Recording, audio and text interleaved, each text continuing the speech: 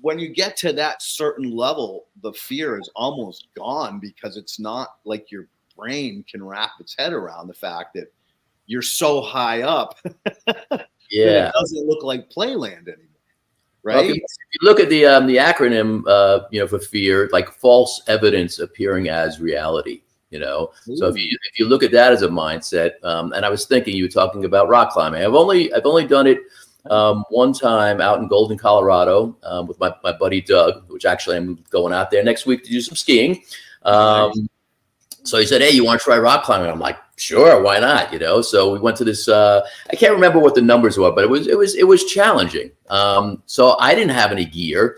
I borrowed his buddy's shoes. You cramp your feet into these tiny little shoes, and Doug's going up there. He's like, if you can't do it, I'm like, "Dude, are you doing it?" "Yep." "You do it, I'm going to do it." So I remember getting up there and my fingers, cause you got to work into that. And I was exhausted, but I'm like, fuck it, man. He did it. I'm doing it. I wound up doing it. Right. I'm descending down. And as I'm going down, his friend's holding the rope and he's down there. I'm like, okay, why are these two guys wearing helmets? And I don't even have a fucking helmet on. And I get down there. They're like, "Oh yeah, we forgot to give you the helmet." So interesting. So, and then I went up again, with a helmet, but interesting enough. So false evidence is appearing as reality, right? I think it was last year, the year before, Doug took off skiing because rock climbing, pendulum smashed his knee on a rock and destroyed his knee. He's okay now. If I would have known that story before I went out there rock climbing, that he pendulum and smashed his knee, I think I would have had some fear. And I think I would have made sure, "Hey, dude, give me a helmet," but because I didn't have that false evidence, that my perception of, okay, I got to be afraid about this because I might pendulum. And so I think it's a lot of, once again, our mindset, what seeds are you planting in that soil of our brains, and how are we nurturing our thoughts, do I need to be fearful of something or, sometimes there's good reasons to be fearful. I mean, in the olden days, if you weren't fearful, you don't get that, cortisol and adrenaline go on the saber-toothed tiger or the bear or whoever is going to rip your ass apart. So, sometimes it's necessary, not anywhere near as much as we need today, because we are in that fight or freeze mode so often. And, our bodies are so filled with cortisol so much of the time, it totally screws up our systems.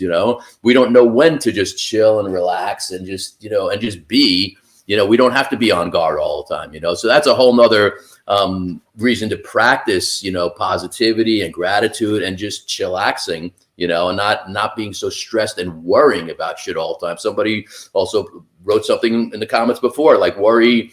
It's I'm paraphrasing, like a double-edged sword. It hits you twice, it hurts you twice, which is true. Worry never paid a bill. It never healed anybody. Worry does absolutely nothing other than stress you out and cause angst, Or repercussions because you were worried about something. You might even will it into happening. Worrying about something hurts you twice. Taking a cup, yeah. We've talked about that too. That in reality, if you're constantly worried about something and you are happy, you're making that a reality to something. You're asking the universe to give it to you.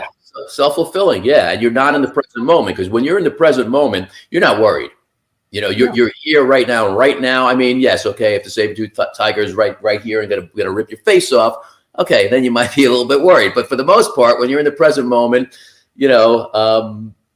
it's pretty good, And I think it's trusting. And trust is the hardest thing in the world. Trusting that the universe is going to reimburse me that money so that I can zero myself again. Not have money in my bank, just zero. Right? That takes a lot of courage to trust. And I don't know how many people I know that have been like, "Well, I've always wanted to do this, but I can't because I can't pay my bills. I can't because I'm not going to be able to support myself. I'm not going to be able to do the things that I want to do." And it's like, well, there you go. It's a choice.